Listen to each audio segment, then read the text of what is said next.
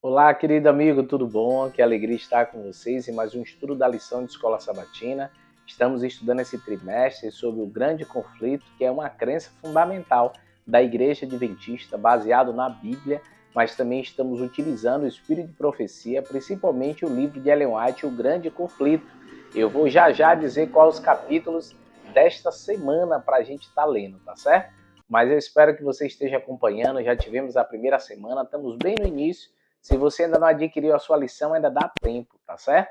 E essa segunda semana iremos estudar sobre a grande questão: amor ou egoísmo? É uma pergunta que a cada dia a gente vai discorrer sobre esse assunto.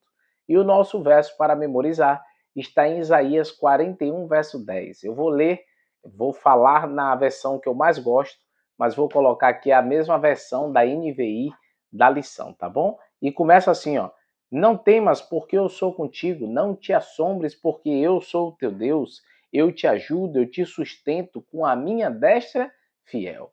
O verso fala sobre o cuidado de Deus, como Deus nos direciona, cuida de nós. E ele fez assim desde o chamado de Abraão, até Israel se transformar em uma grande nação. Deus sempre conduziu o seu povo. Deus fez uma aliança com o povo de Israel. De Judá viria a salvação. Porém, quando Cristo veio, o povo o rejeitou. E ali foram os últimos eventos, até o apedrejamento de Estevão, o primeiro mártir do cristianismo, onde agora não houve mais Israel como a nação preferida e separada. Deus agora deixou sobre todo aquele que aceita Cristo, a aliança em Cristo, como a aliança do seu povo. Mas a gente vai falar melhor sobre isso, e até para as pessoas daquela época foi um susto quando Jesus disse, né? Uma das versões é Mateus 24, verso 2, que em verdade vos digo que não ficará pedra sobre pedra que não seja derrubada, quando Jesus disse que o templo seria destruído.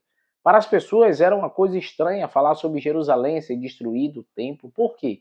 Porque o foco da adoração deles tinha parte com o templo.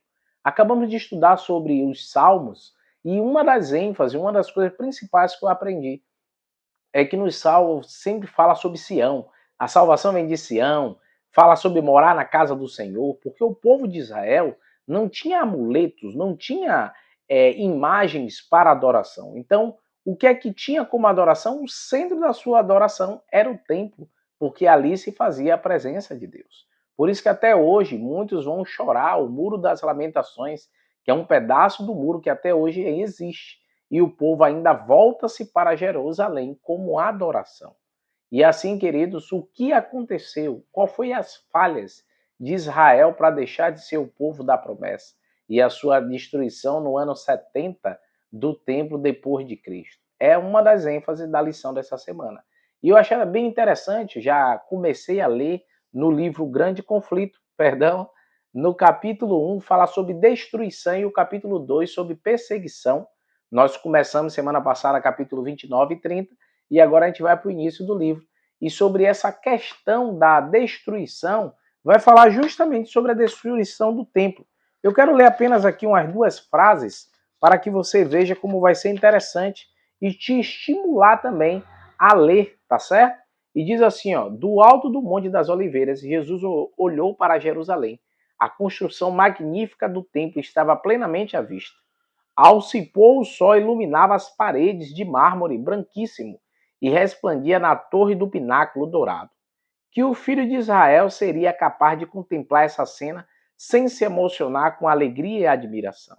Então Jesus chora pelo que ele iria passar, mas porque ele sabia que aquilo que era importante para Israel seria destruído, que seria o templo.